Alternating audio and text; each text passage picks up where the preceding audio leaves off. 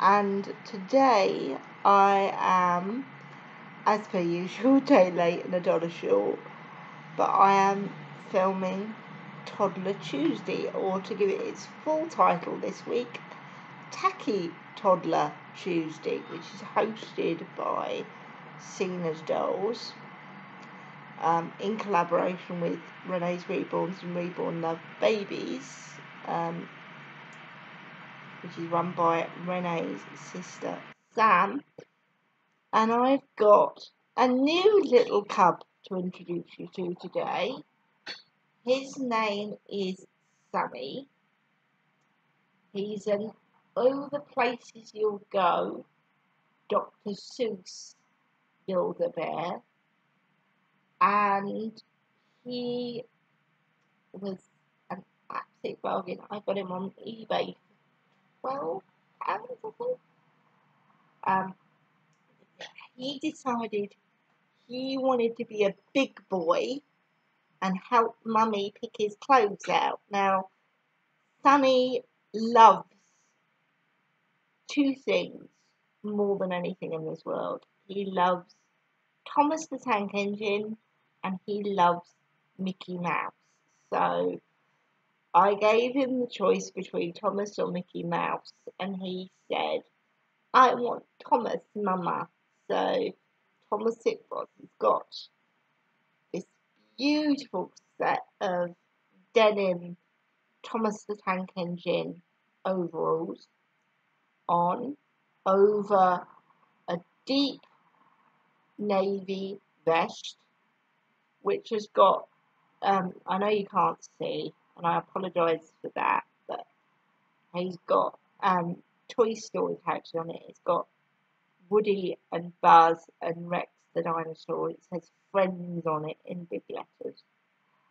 And he's got his green food catcher bib on. And he's also got beautiful cobalt blue high top trainers. They're cobalt blue and white. And they've got little blue soles and white laces. Yeah, you picked out all your clothes by yourself, didn't you, big boy? Hey, you did. And he's also got on this gorgeous avocado green plasticized food catcher bib,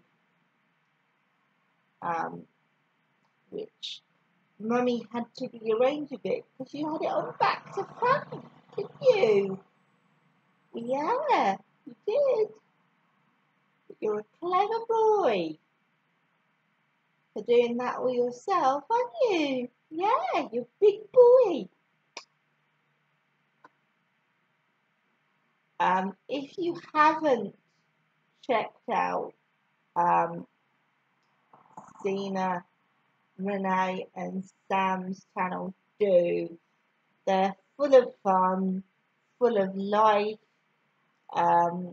If you love the roleplay side of things, do check out Renee's channel because she does a lot of that.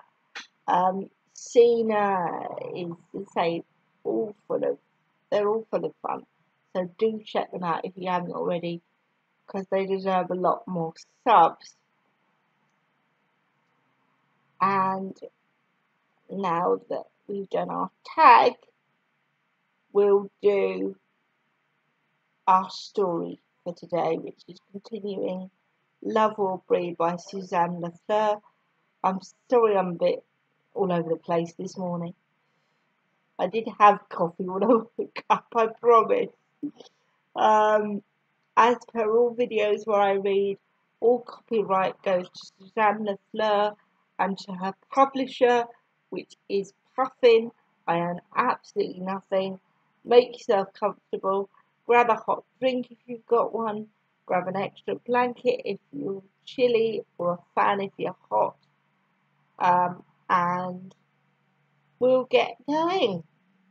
I'm going to pause you for a minute so you don't have to watch me wrestle with technology because I don't want to bore you to death. But I will see you very shortly. Righty ho, we're on chapter 13. I sat in Amy Carlyle's office for the 4th time. I'd only been to our appointments, never in between, but I kind of looked forward to them. I spoke with a few of your teachers, and they told me you're pulling above 90 averages in their classes. Amy reported, "That's wonderful." I wondered if she was going to follow that with have some M&Ms. My eyes must have flickered to them because Amy gave a light laugh and said, "Go ahead. I don't mind if you have your treat a little early." I don't mind if you have your treat a little early. I took the M&M's jar and put it in my lap, eating one colourful chocolate at a time. "Have you and your grandmother been able to spend any time together lately?" Amy asked. "I remember you mentioning it previously, and it seemed to be like something you missed. It seemed to be something you missed from before you lived with her." "Not really," I said. "Sometimes I guess I feel bad because I get so mad at her when she's trying to be," the word stuck inside me. "A parent, you mean?" I nodded. "I think we've discovered your next assignment," Amy said. "I'd like you to try and do something with your grandmother, in a grandmother-granddaughter kind of way." Whoopsie. Hang on. My place. In a grandmother-granddaughter kind of way. Hang on. Go to a restaurant. Go to a movie. Play some games. Go for a walk.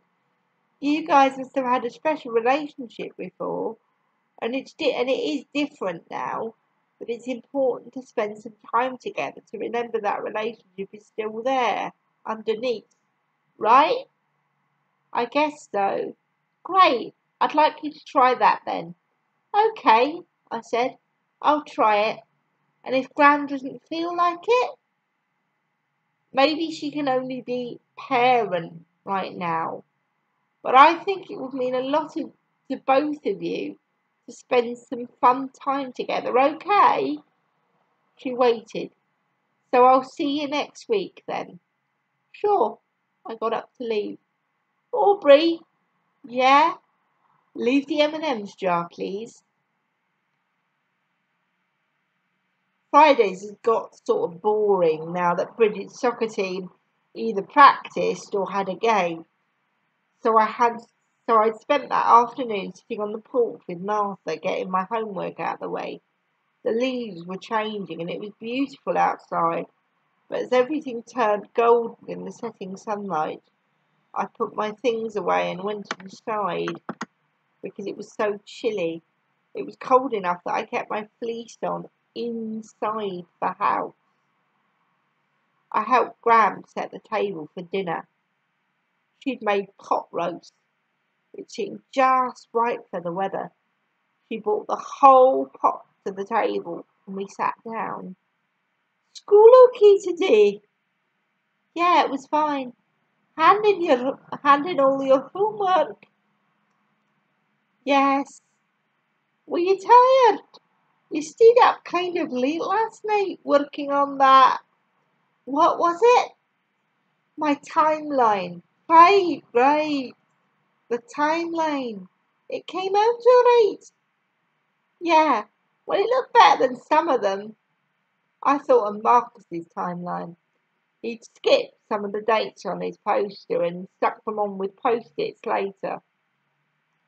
"If you stay up late to work on your projects too often, we're going to have to set a bedtime to make sure you aren't getting tired. You'll have to set aside a little more time in the afternoon to get your homework done." I wanted to tell her how good it made me feel to stay up late working, because then I slept a safe, dreamless sleep that lasted all the way until my alarm clock rang in the morning. I poked the veggies in my bowl. Even. Ugh. Put your teeth back in, Jade. Mummy's silly, isn't she, Sonny? Yeah, Mummy's silly. Hey, Gram. Hey, Aubrey. Do you think we could do something fun this weekend? Fun? What did you have in mind? You know, something that would be fun for us to do together. Gram wiped her mouth with a napkin and set her fork down to think. You know what you used to love, little girl? What? The roller rink. You don't remember? Only a little. Oh, you used to love the roller rink. Want to go there? Roller skating. Hot dog. But if it was something we used to like to do together, then maybe it was just the right thing. Like bowling, we had to hand in our shoes at the counter. Rental skates cost $2 a pair. The teenager at the counter stuffed our tennis shoes together in a little square cubby and gave us the number on a slip to pick them up again. Graham and I walked in our socks to a bench to put on our skates. They were made of yellowing white leather with frayed red laces. I tied mine really tight and then stood up. Whoa! I said, rolling away from the bench. I reached out to grab it, but Graham caught my hand instead. Stand up straight, she said. I straightened up and realised that skates were not like ice skates or rollerblades. I didn't have to worry about tipping over. I just had to worry about leaning forward or backwards. Despite her directions, once Graham stood up, she rolled back towards the bench, catching herself just as she plunked back down. She let out a great laugh.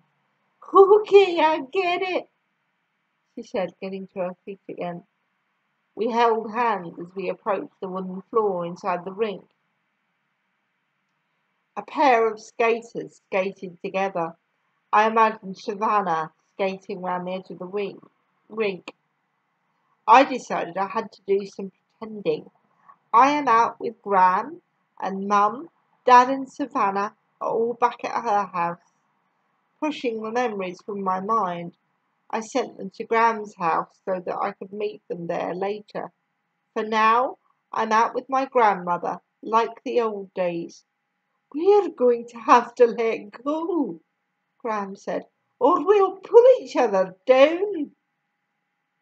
I let go of her hand, leaning forward, lifting one foot and setting it down, then taking slow, gliding turns with each foot until I'd circled the rink, avoiding the other skaters. My body remembered skating. Now, I've never been roller skating, but I have been ice skating because, fun fact, folks, any of you that use electric or manual wheelchairs can go onto an ice rink. Because what they do is they get a little ramp and they wheel you onto there and your tyres grip the ice. So you can go round in the wheelchair and you don't have to worry about skates or anything because you're basically attached to a set of skates already. So if any of you enjoy ice skating, and I know a few of you guys are wheelchair users, if any of you enjoy ice skating and want to and miss it and want to have another go at it, you can go up to any rink you want and they'll wheel you on your wheelchair. I've done it myself a couple of times and it is brilliant. Great, great fun. So do give it a try if you can. Graham's body was a different story. While it might have remembered skating, it seemed to be a little timid about doing it. As I came up behind her on my second loop, she had her arms out for balance and was moving slowly. I need to be careful, she said, or I'm going to end up on my rear, on my behind. Try, it's okay, I said. I looped the rink again. In the minute it took, a thought sped through my mind. If Graham got hurt, who would look after us? By the time I got back to her, she'd landed on her behind. Ouch! She cried. I circled in front of her. She was laughing slightly. Oh my, she said when she had time to catch her breath. Tears of laughter gathered in the crinkles of her eyes. Get up, I said, tugging on her arms with both my hands. Skaters around us were having to veer at the last second to miss us. You're going to fall too, pulling on me like that. I felt a bubble of laughter rising in my stomach and fell to my knees in front of her with a hard thump. We were both laughing too hard to get up. Graham, we're in everyone's way, I gasped as a boy and girl on either side of us clasped their hands together above our heads. We crawled over to the wall of the rink and pulled ourselves up. Graham wiped her eyes with the backs of her hands. I'm a lot more steady now, I said. It might be okay to hold hands. We took each other's hands again and stepped back into the rink. After an hour of skating, I had beads of sweat on my forehead, my face hurt from smiling, and my stomach ached from laughing. I was also hungry. There's a snack bar up front, Graham said. When we stepped off the rink, the regular floor felt funny. We stopped to take off our skates. Graham ordered something I never would have expected. Chili cheese fries and 2 really tall Sprites. We got a booth and sat for our snack. The roller rink insisted on playing oldies. Graham knew all of them and sang along. You know a lot of songs, Graham. That I do. Did you know when I was younger, roller skating was really cool? They used to have lots of places like this then. They had parties, like dances for the kids. And at some diners, the waitresses brought your food to your car on roller skates. Why'd they stop that? I guess people got hurt. The waitresses, I mean. And as for the parties, I guess teenagers just became interested in other things. How long do you want to stay? I asked. Let's stay another hour or so after our snack. Sounds good, I said. Sounds good, I said. 2 hours later, with very sore legs, we limped onto Graham's porch. You know, baby doll, I am going to be so stiff tomorrow, Graham said. Then she chuckled. Let's do that again sometime. As I held on to Graham's arm as we walked. I could tell that underneath her jacket sleeve, her skin was soft and a little saggy, and that under that there was still strong muscle and bone. The magic wore off when we got back in the house, the empty house. Graham shuffled to the answering machine. Even though the light wasn't blinking, she pushed the play button anyway. The machine said, there are no new messages. Graham's face returned to its slack, worried look, pretending it only worked for a little while. I felt the heaviness creeping back into my stomach and my heart. "I'm going up to bed," I said. "Good night," Graham said. She took the coffee pot and filled it with water. Part of me wanted to offer to stay up with her, to hold her hand, to play cards, try to remember some jokes, but these things wouldn't have helped, so I turned and walked my body upstairs. "Dear Amy, is it okay if I write you a note? I just wanted to say thanks, because I got my grandmother back for a few hours, and I realised how much I missed her. I don't think that anything's different, but I guess trying was a good idea. Love, Aubrey." Chapter 14. Gran made a super good dinner. It was leftover meatloaf. Meatloaf is better left over.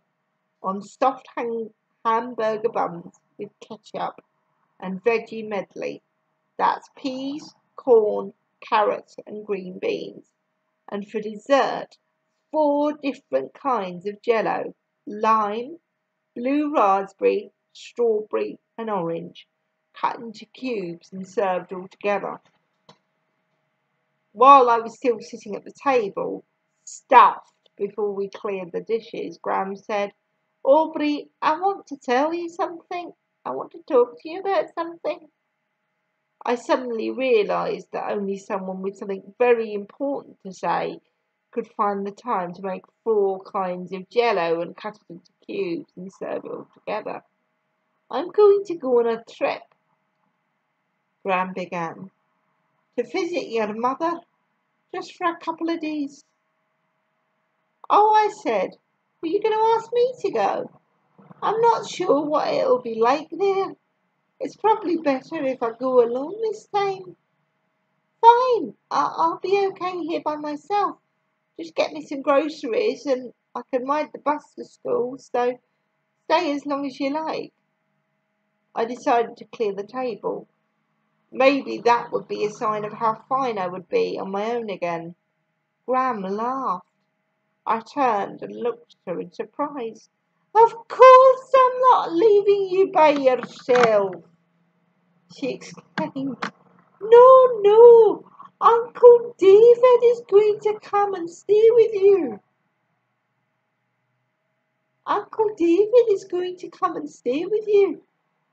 Is he bringing his family with him?" I asked. Uncle David was my favourite relative, but I didn't want the house all full up of company. "No, just him." "No, just him," Graham said. "Sound okay?" "Yeah," I said. "Sounds okay." On Saturday, Uncle David's clunky car pulled into the driveway. "Uncle David!" I called from the porch. I ran across the yard, meeting him halfway. He caught me in a hug, lifting me off the ground. When he set me down, he kept his arm round me as we walked to the porch. Graham stood there waiting. She had her luggage with her. Graham hated flying, but she was going to take an airplane to Virginia. 2 aeroplanes, actually. 2 aeroplanes, actually, each way. She hugged Uncle David extra tight. He kissed her cheek. Graham turned to me then. "You be good, duckling," she said. She hugged me for a long time. "Carry my bags to the car for me." I nodded and picked them up. She unlocked the trunk and I loaded the bags. Graham stood in the open door of the car, lingering in the goodbye. Anything you want me to tell your mother?" she asked. "No," I said. Graham nodded and blew me one last kiss. Then she got in the car, started it, and drove away. Uncle David wanted to see my school. I hopped in the front of the seat of his car and told him which turns to take. He said it looked like a pretty nice school. He parked out by the basketball court and told me to get the ball out of the back seat. Then we played basketball for about an hour until I was feeling a little sweaty and very thirsty. Back at Graham's, I poured us each a tall glass of juice from the fridge. Uncle David took his and drank it standing up at the counter, but I sat down because my legs felt tired. "It's good to see you," he said. "You too," I replied. "It's good for Graham to go see her mother. For her, but also for her mother. She likes having visitors. It helps." Suddenly I felt hotter than I had playing basketball. How is she?" Uncle David set his empty glass down on the counter. "She's good, Aubrey. Aubrey, she's good. Aubrey, let's go out. Let's go out and we can talk." I didn't know why it would matter where we were, but I shrugged and went to use the bathroom and get a jacket before we left. We drove to a diner. I hadn't been to eat out in forever. I looked at the menu for a long time. It had a lot of things on it, even though nothing was too fancy. I didn't feel very hungry, but I ordered the turkey on toast hot dinner plate. It came with mashed potatoes and cranberry sauce. Uncle David ordered a Reuben sandwich with chips and a pickle. Ooh, that sounds really yummy. I've never had a Reuben sandwich, but I've had sort of similar things. And we don't call them pickles in the UK, we call them gherkins. I love gherkins. I do like my packets of crisps. After the waitress had taken our menus, I tore open a packet of sugar and poured it on the table. I drew swirly patterns in it with my pinky finger. So how is she? I asked. Uncle David raised his eyebrows at the sugar mess, but didn't say anything. He sat back, put his hands behind his head, then changed his mind and leaned forward. He watched me push the sugar around the table. "She's doing okay. Then why can't I see her? Why doesn't she call? You said she likes visitors. I could be a visitor." "Well, honey, she's still adjusting. She needs some time to heal. And so do you. If you see her now, she might seem like the mum you live with in the summer. We want you to see her when she's a little better. More like the mum you remember from before that." I took the salt shaker, tipping it upside down, and tipped a pile of salt onto the sugar swirls. "Did she say anything about me? Is she mad at me?" I asked. "Why would she be mad at you?" Uncle David asked. I fluttered my hands around the salt and sugar sea, pushing the grains into a steep mountain peak. I used my pinky to tap the mountain back down, and I swept the whole pile into my hand and dumped it over the side of the table onto the floor. "You know," I said, "I heard her leave." "You did? Why didn't you tell someone?" "I didn't know she was leaving. It was in the morning and I was in bed. The house was all quiet. It was always quiet in the morning, once it was just us. If Mum ever got up before me, I could hear her in the kitchen, making coffee Sometimes she dropped her mug on the floor and cried, and I had to go clean it up and help her, so I always listened. One morning I heard her walking around. That wasn't so weird. Then I heard the front door. I heard the car door. The car started and she was gone. Did you get up? Go after her? No, I closed my eyes to think. I covered them with my hands. The memory was so far away. I thought maybe it was okay. I thought she was just going out for a bit. I was glad she was doing something. I thought she was coming back. So that morning, I went back to sleep. It was nice too. It was so quiet and still, but not like when Mum was there. It was different. I felt alone and it felt good. When I woke up, it was almost lunchtime. She wasn't back, so I made some lunch and turned on the TV. I started to wonder if I should be worried. Were you? I shook her head. I shook my head. I didn't want to be, so I just shut her out of my mind. When she didn't come home that night, that was scary, but I had to act like it didn't bother me. I had to. I was mad at her for being so. It's okay. Tell me. Well, she didn't seem to care if I was okay, so why should I worry about her? She was the one who left. Uncle David nodded. But there was this other part of me that really didn't want anyone to be mad at her. I wanted people to leave us alone. They kept saying they were sorry, but no one really knew what it was like. I understand that, Aubrey. Do you? I think I do. It wasn't right, was it? Don't worry about that. Uncle David relaxed his face just a little bit. His jaw and nose looked like Mum's. She didn't want to hurt you either.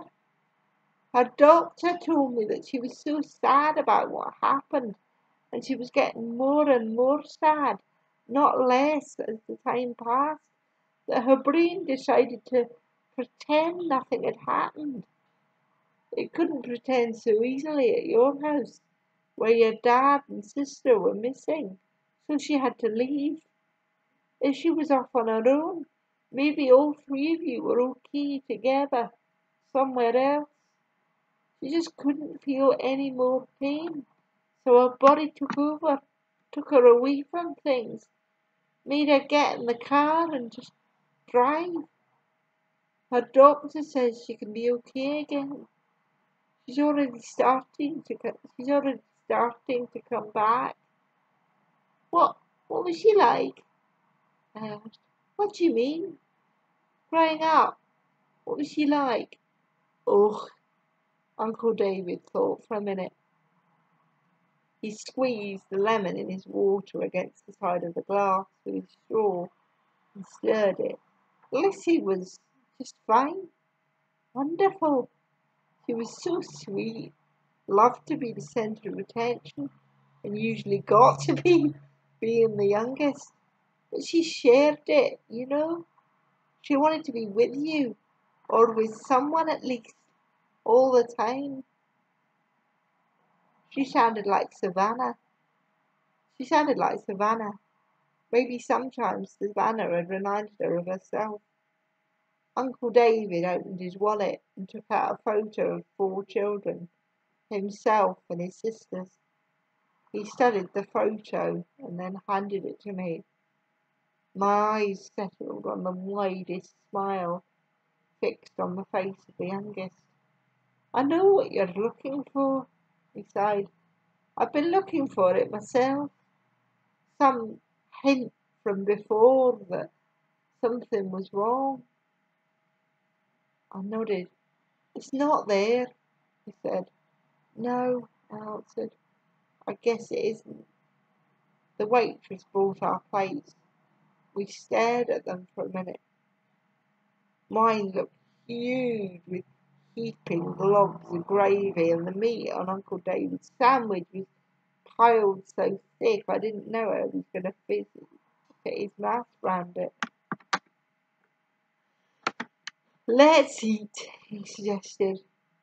I took my knife and fork and cut several bite-sized pieces, but didn't eat them. Uncle David noticed and put his sandwich back down. When he stopped chewing, he sipped his drink.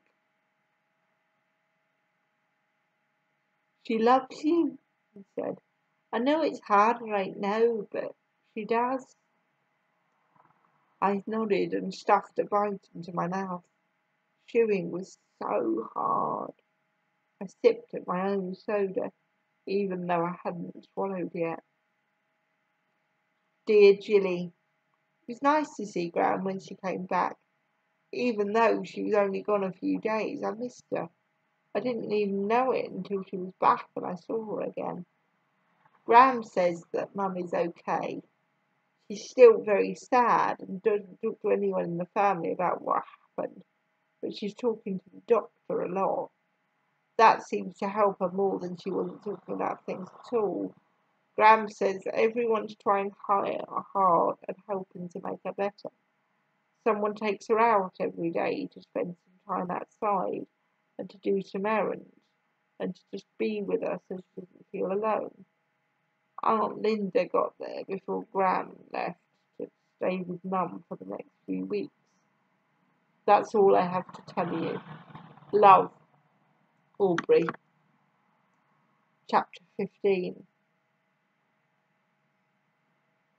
My breath came in short gasps. The creases of my palms filled with sweat.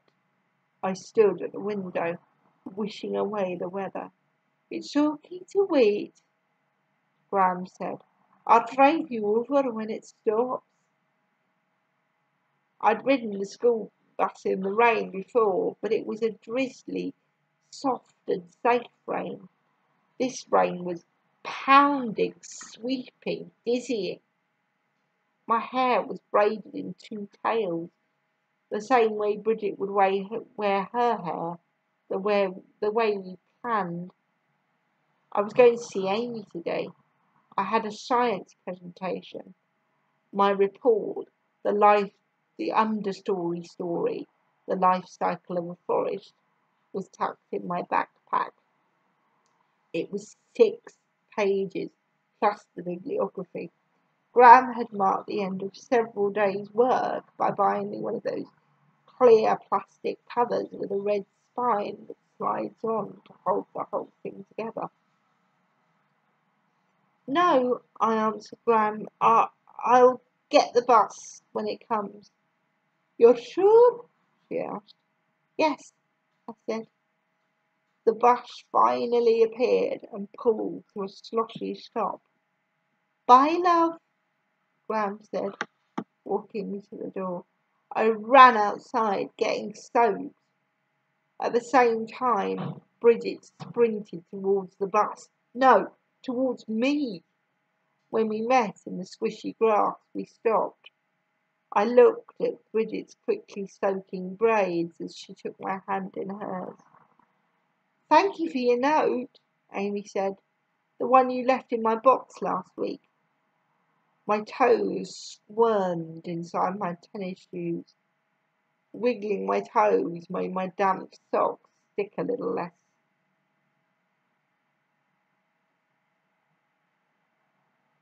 "I was really glad to get it," she added, unable to see my toes. "It made me think about a few things. Do you mind if I share them with you?" I shook my head. "It makes me wonder whether you keep a journal or spend any time writing." "No," I said. "Not at all?" "Well, sometimes I write letters." "Who do you write to?" "No one."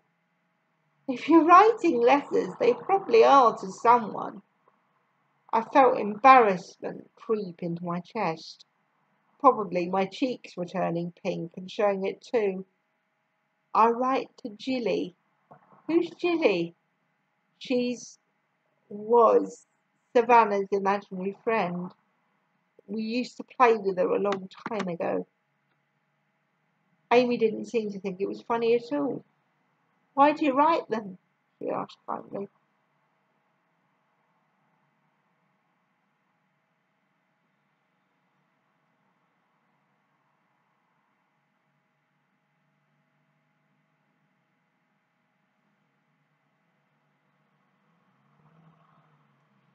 I wondered if I could lift my toes individually. I couldn't, just my big toes. Does it help you to write to her? I shrugged. Not really. Why'd you do it? To do something. To tell Julie about how you're feeling. Maybe a little. Even if you don't tell her about how you're feeling, does writing to her change how you're feeling? I stared out the window. A bird twitched in the browning leaves in the bushes outside the office. It looked in two directions, then quickly flew away. Is it really Jilly you want to talk to? Amy asked. The sky was becoming bluer as the rainy day drifted away. Grey clouds still hung in the sky, but they were lighter. No, I whispered. When I looked back at Amy, I saw that she was nodding and staring at me with searching eyes. Finally, she looked away and tapped her pen on her paper. I'm going to give you a tough assignment this time, Aubrey. I don't want you to do it this week, or this month, or even soon if you're not ready. Just sometime. Sometime, I repeated, to show I was listening. I want you to write to them, to the people you really want to talk to them. Even though Amy's office was small, suddenly it sounded like she was sitting a million miles away. She was still talking, somehow. I closed my eyes to try to listen. I think it will be hard, but I think in the end it will help you. These things we can never say can stay with us forever. If we can find a way to say them, a little weight will be gone. I truly believe this will help you. I don't want to see what you write. You can just tell me if you do it, okay? I stared at her. I couldn't say anything. I couldn't do it. Amy held my gaze as if to say, you can. She scribbled something on the paper. She handed it to me. This is a note for you to go back to class. I'm giving you 10 extra minutes so you can walk slow, get some water, think, whatever you like. Please take your time. I nodded. Amy picked up an orange envelope from her little round table. She handed it to me. It said, Aubrey, in perfect, loopy, black print. Your invitation. I'm having a Halloween party for my students. I'd love for you to come. You can bring a friend. It'll be during lunch on Halloween. I nodded and stood up. Amy held out the M&M's jar. I shook my head and picked up my backpack. Amy opened the door for me. You're doing really well, Amy said. Please think about what we've talked about, okay?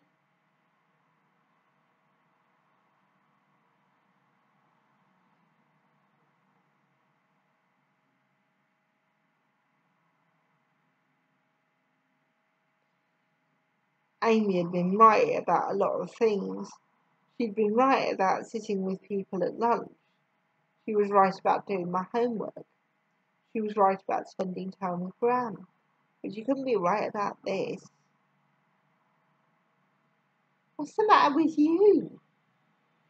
I was pouring my soda very slowly, listening to the fizzes spreading out in the plastic cup. What's the matter? What? I asked. I looked up to see Bridget staring at me from across the cafeteria table. Oh, nothing. Well, guess what? Bridget said, lowering her voice. What? I asked, lowering mine. See that boy over there? Bridget, there are hundreds of boys in here. That one! In the blue stripes. In the blue stripes? Oh, that one. Don't look at him. You asked me if I saw him. How am I supposed to see him without looking? Sorry, he said. What do you think of him? Do you think he's cute? What? I don't know. Well, he is, Bridget said. He's totally cute. He is? Since when? Since this morning? Bridget had a dreamy look on her face. Christian Richards. I started laughing. You have a crush. Bridget lost the dreamy look and scowled at me. You shouldn't talk. You're the one who has a crush on Marcus. I do not. My eyes flitted over to where Marcus sat with a group of boys. I didn't have a crush on him. I couldn't explain it. Something about him drew my attention, but I didn't quite know what it was. Are you done with lunch? Bridget asked quickly. What? What? No. Look, Christian's heading for the trash. Let's go throw our stuff away. We can run into him, Bridget said. I rolled my eyes, but I shoved the rest of my lunch back into my paper bag and let her tug me out of my seat. Hi, Christian, Bridget said when we got to the trash can. Hey, Christian said. Are you guys coming to my Halloween party? We're not sure yet, Bridget said. Maybe we'll see you there. Sure, see ya, Christian said. He headed back to his table. Bridget guided me out of the cafeteria towards the girls' room. He invited us to his Halloween party. Everyone's invited. We got invitations in the mail. It's thrown by the class parents. Did you want to go trick-or-treating? Bridget asked. I trick-or-treated with Savannah every year. This was going to be the year they let us go on our own, with me in charge, because I would finally be old enough. I would never trick-or-treat again. No, I said, let's go to the party. It wasn't until I saw Amy in her costume that I realised I really didn't want to see her. I think she was supposed to be little Bo Peep, with a huge dress and a huge bonnet and a shepherd's crook. I gave her a small wave and pinched Bridget's elbow to steer her towards the food table. I could have guessed there would be M&Ms, and there were also dark chocolate cupcakes with orange frosting. Yum. There was a veggies and dip tray, my favourite, and turkey sandwiches on nice rolls that probably came from a bakery. I took a celery stick and a carrot and put them on the plate. Bridget gave me a funny look and put a turkey sandwich and a cupcake on my plate too. The party was in a classroom near Amy's office. There were plenty of people there. Everyone had brought a friend, so only half the people there were Amy's kids. Once everyone was mixed up, you didn't really know who was who, though Marcus showed up without a friend. I watched him say hi to Amy. When he talked to her, his smile grew wider and Even his eyes smiled. She gently touched his shoulder as she moved to say hi to another kid. My eyes followed Marcus as he went to the food table. He looked different. It was something about his eyes. Another kid walked up to Marcus and threw an M&M at him. Marcus laughed, put a candy in his left hand, and pinged it at the kid with his right thumb and little finger. But after the boy walked away, Marcus let his hair flop in front of him, and his smile went away. I realised that Marcus was sad. Sometimes I forgot that I wasn't the only person in the world who could feel sad. Bridget and I decided to go to Christian's Halloween party as cowgirls. I put on a jean skirt and a sleeveless white blouse, plus tights and a jean jacket because Gran said I would need them in the cold. We did our hair in braids and painted freckles on each other's cheeks. Bridget lent me a cowgirl hat and boots. Bridget's mother drove us to the party. Most people were already there when we arrived. The party was in the basement. The only lights were from flickering jack-o'-lanterns with battery lamps and strings of orange bulbs dangling from the ceiling. Christian and his mum were stringing up donuts. Christian's dad set up a pumpkin carving station on a mat on the floor. A lot of the boys were there, flinging pumpkin guts at each other. I headed over to choose a pumpkin, but Bridget grabbed my hand and pulled me towards the donuts. "Why are they hanging up donuts?" I whispered. "It's a game," Bridget explained. "You can't use your hands, and you have to eat the donut." Then she raised her voice. "Hi, Christian." "Hi, girls." Christian's mother answered. "Go ahead on the donuts." I approached the donut and got powdered sugar all over my nose as I ate it. Bridget laughed at me, but obviously wasn't going to risk looking ridiculous in front of Christian. "Come check out the coffin," Christian said. "What? What?" I asked. Christian pointed towards the back of the room. There was one of those fake cardboard coffins where you reach in and feel the rotting corpse. It was probably just spaghetti guts and peeled grape eyeballs. "I'll go," Bridget said. "You go ahead." I told them. I didn't really want to check out a coffin. I wandered over to the food table. Sitting on the wall side was Marcus, building a pyramid of candy corn.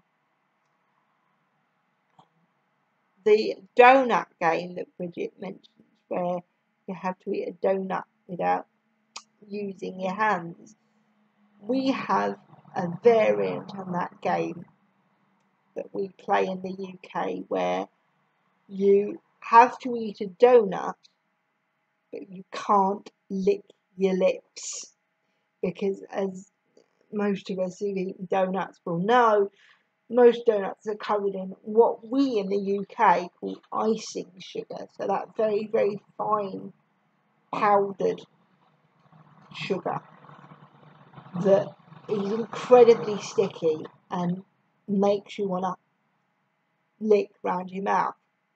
So the challenge is you've got to eat the donut without licking your lips.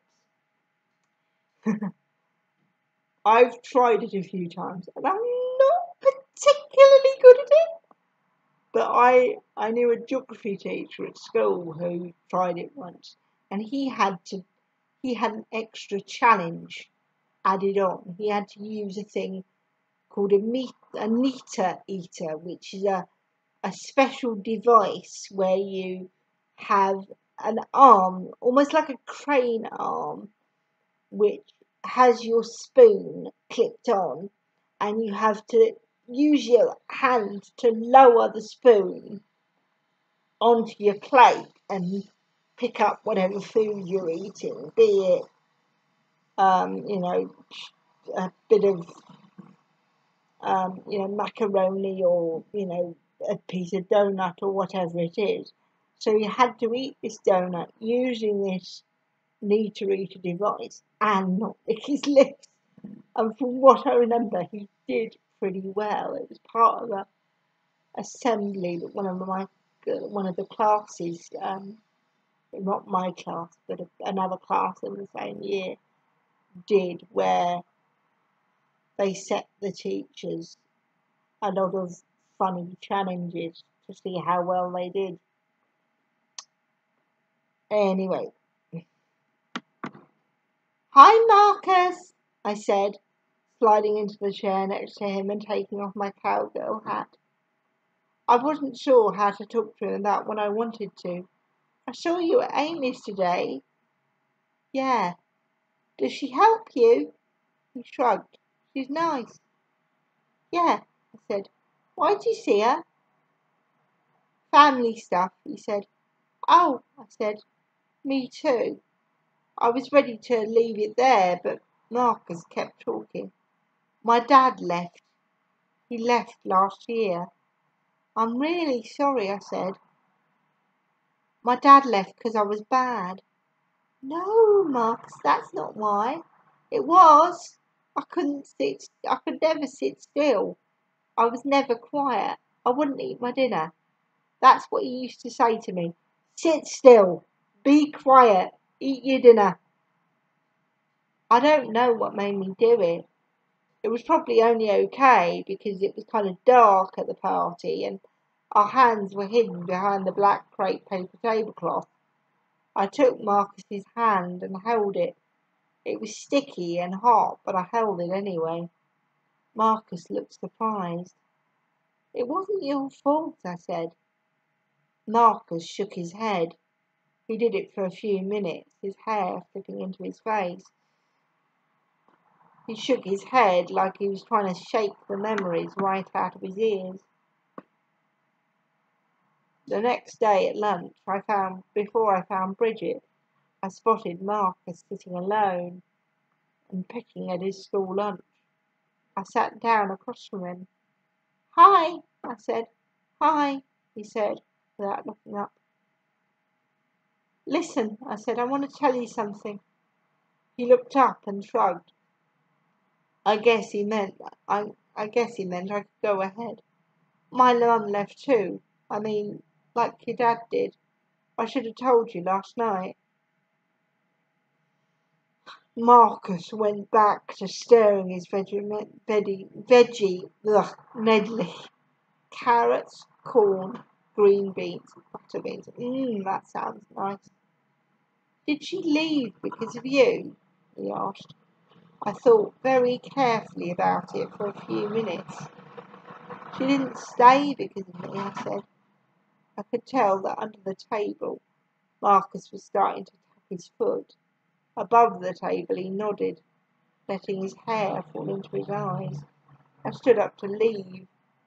As I walked away, even though there'd been a table between us, I felt like Marcus had given me a hug.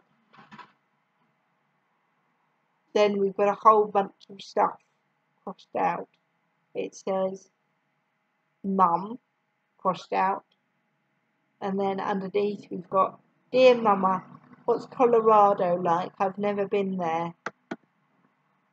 Well, you know that. You know all the places I've been. Why? And then it stops in the middle of a sentence. And then it says, "Hi Mum, I wish that." And then it stops. And then underneath, "Hi Dad, I really, really miss you. And I wish you were here."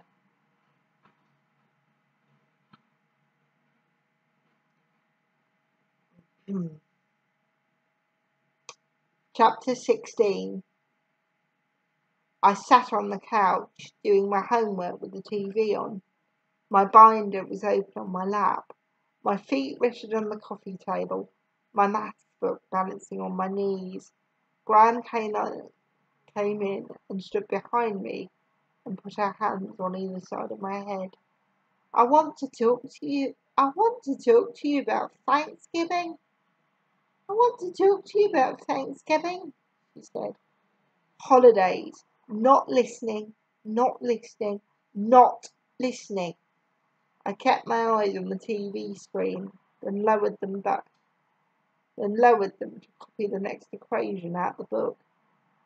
Aubrey, she pressed on my head a little to make me listen. We've got invitations from your aunts and uncles who all dearly want you to come. And we got another invite that I thought you might like better, so I said yes to that. My heart fluttered. Had she called again? Would we see her for Thanksgiving? We're going next door. We're going next door, I finished. Next door. To Bridget's.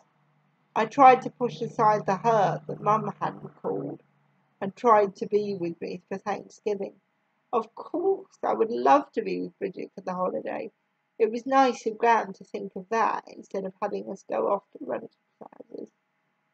What's Mum doing? I asked. Uncle David is going to be with her until Thanksgiving. Then he's going home to be with his family. Your mum said she didn't want to be with family on the holiday just yet. She's going to be with some older women from church who have Thanksgiving together. That sounds good, I said. Bridget's, I mean. That's what I want to do. We can call your mum, you know, to say happy Thanksgiving. I shook my head. It's all right, Graham said. You don't have to. She leaned over and kissed the top of my head. There's the list of food for Thanksgiving. Let me know if there's anything else you want. I'm bringing the things with stars. I scanned the list. Turkey, stuffing, gravy, rolls, mashed potatoes with a star next to it, corn with a star next to it, cranberry sauce. It all seemed pretty standard, but I thought hard. Something was missing. Where are the sweet potatoes? Oh, you like sweet potatoes? That's easy. I'll pick up a few, throw them in the oven and bake them. No, not like that. It's like a dish, you know, with marshmallows. I don't know, honey. Do you know what it's called? Sweet potato. No, I don't know. I don't know. Dad always made it. That was the part I remembered. He loved that dish. Would cook it himself always and talk about it all day. Make Savannah and me come and smell it when he took it out of the oven. I'd watch him sneak a taste before it was time to eat. Smooth out the missing bites so Mum wouldn't know. It was so sticky sweet that I didn't even always like it. But now that was all I wanted for Thanksgiving. Do you know what was in it? Besides the marshmallows? I think I might. Can you tell me? And maybe I could look up the recipe. No, that's all right. I'll do it. Fran looked at me softly. I'll get you the sweet potatoes and the marshmallows then. You can take care of it. Savannah, the parade's on. Oh, the parade! Savannah runs into the living room, holding Bunny, her limp stuffed rabbit. She crashes into me as she sits down, facing the TV, eyes eager. Girls, can you smell this? All this wonderful food? Dad calls from the kitchen. No, I call back. Yes, calls Savannah. Just kidding, I can, I say. I get up dropping my own stuffed giraffe and head to the kitchen. Mum strains the turkey juice for the gravy. She smiles at me. When she finishes, she wipes her hands on her apron and announces that she's heading to the bathroom. When she leaves the room, Dad waves me over to the stove. He finds a big spoon and gets me a steaming taste of everything that's cooking, blowing on a spoonful and holding one hand under it as he passes it to me.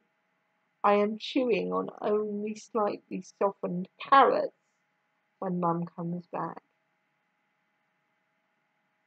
"What are you doing?" she asked.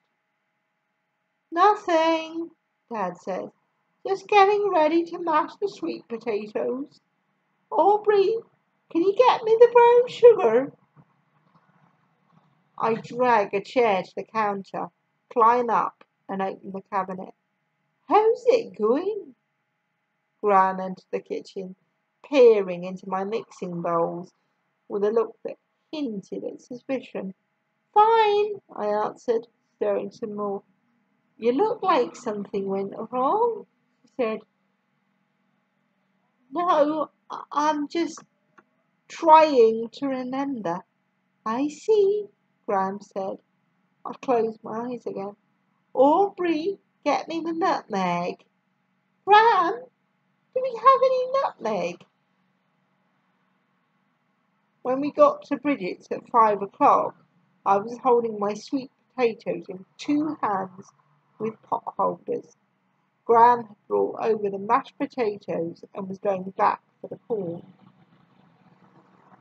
The can of cranberry sauce was in the deep pocket of my winter coat. "They're here!" Bridget cried, flinging the door open. "She must have been watching for us out of the window. She's been waiting for you all day," her father explained, stepping behind her and opening the door a little wider. "She's always wanted to have a friend over on a holiday." That was something I'd always wanted too, but I couldn't say that. Not when it felt so strange and lonely, this first holiday without my family. Watching Bridget's dad pull her gently backwards by her ponytail to make room for us to come through the door made me miss Dad again. "These are the sweet potatoes. My dad used to make them like this," I said stiffly, holding them out to him. I wanted him to understand. Maybe he did, because he nodded and smiled as he took the casserole. Aubrey made them herself," Graham said. "Here, take my dish too. I'll run back and get the last thing." Graham left me there, alone. No, I wasn't alone, of course not. Bridget must have been instructed in being a hostess, because she pulled on the sleeve of my coat to help me out of it and then put it in the coat closet. I'd never put my coat there before in all my visits to our house. The turkey was already on the table and there were places set. Bridget's dad put our dishes on empty spots in the middle of the table. Danny was already in his high chair, gnawing on a soft roll. Mabel skipped in, offering me a hat like one on her own head. A brown construction paper circle with construction paper feathers. The construction paper that we talked about in the UK we call sugar paper. The sort of slightly flowery looking paper that you use to make things when you're little in school. We call it sugar paper.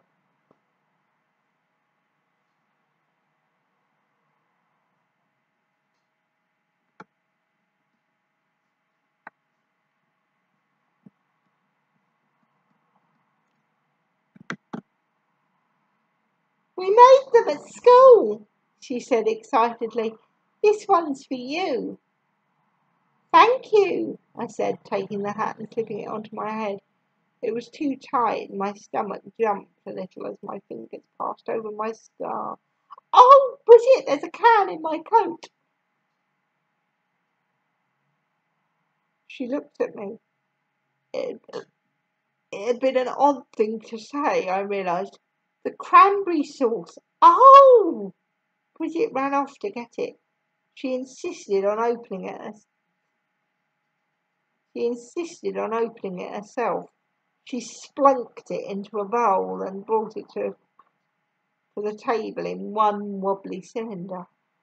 Bridget's mother appeared in the kitchen. "Hello, Aubrey," she said, touching my shoulder and giving me a kiss on the cheek. "Happy Thanksgiving. Pick a spot. Have a seat." Everyone was gathering at the table. Gran was back even before I sat down. She sat on one side of me and Bridget on the other. Mabel sat next to Bridget. Danny's high chair was pushed close to his parents' seats. "Do you have anything you do as a tradition before dinner?" Bridget's mum asked me kindly. "Take the bread, sweetie," Mum says, tearing a piece off a round loaf. "Pass it to your sister and help her tear some." I hold out the loaf to Savannah, and she grips a small piece in her fist and we both pull. "No," I said, but it felt like I was choking.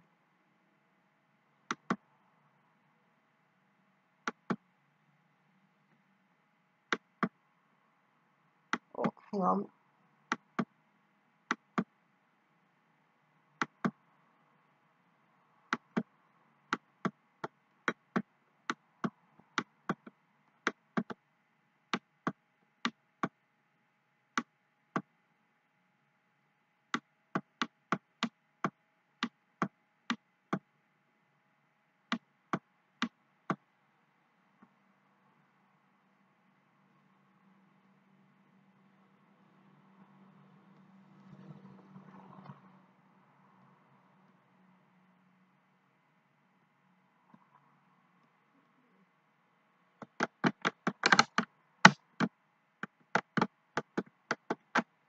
Oh, hang on.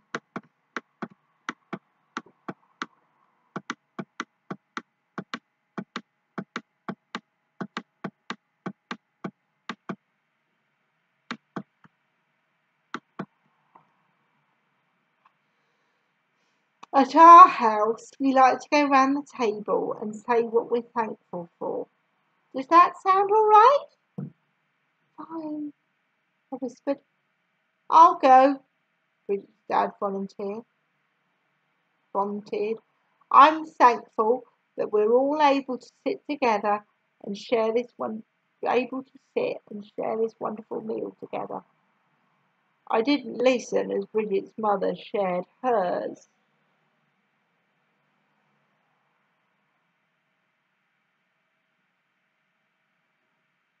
And Danny didn't get a turn. Obviously, Mabel chirped that she was thankful for Mummy and Daddy and kitties and puppies, though 2 of those things she didn't have. I'm thankful that a new friend moved in, Bridget said, smiling at me with a little embarrassment.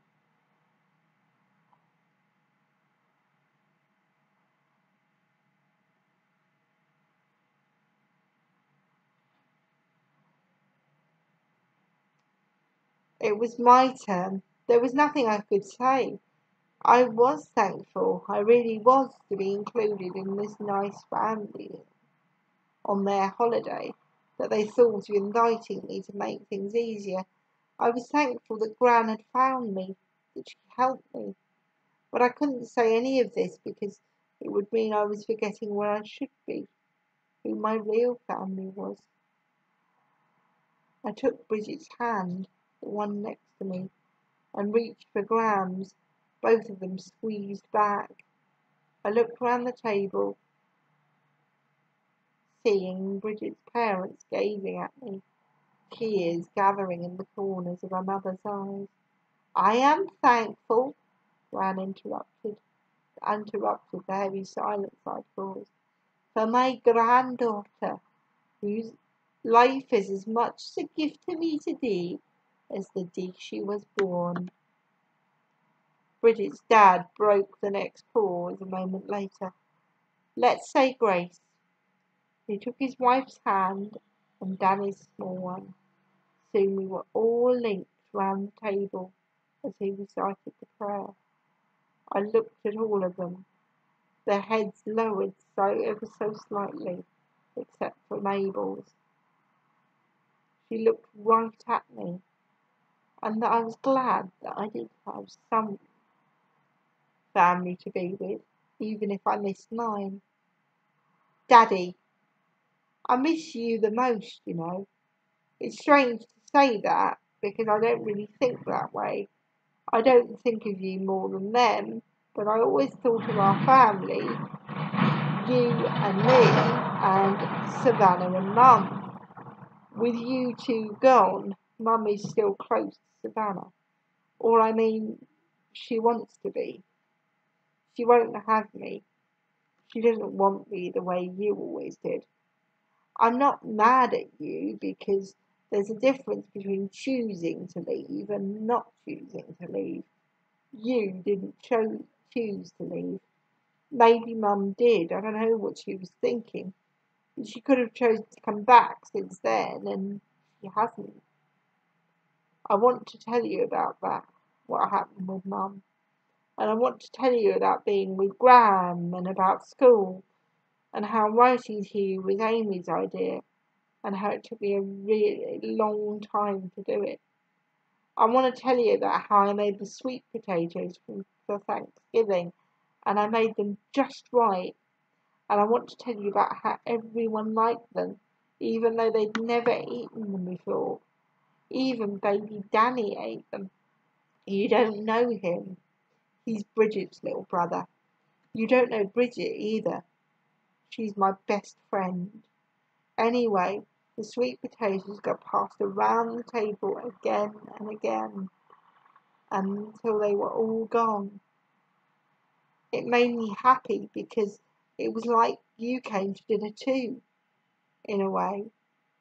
Maybe you know this already, or maybe you're reading this letter over my shoulder. That makes you feel good to think that. Or maybe when I seal it and take it outside and let it go, then you'll know what it says. This is what I want you to know, that I love you, I miss you. I hope even though I'm growing, you would still recognise me if you saw me. I will always be your Aubrey. You will always be the best dad. I wish you hadn't had to go. Goodbye for now. Love, Aubrey. And we'll leave it there for today. I'm sorry, well, for now. I'm sorry this has been a bit of a heavy one. If you need to skip ahead or, miss out bits because they're upsetting to you, please do that if you need to.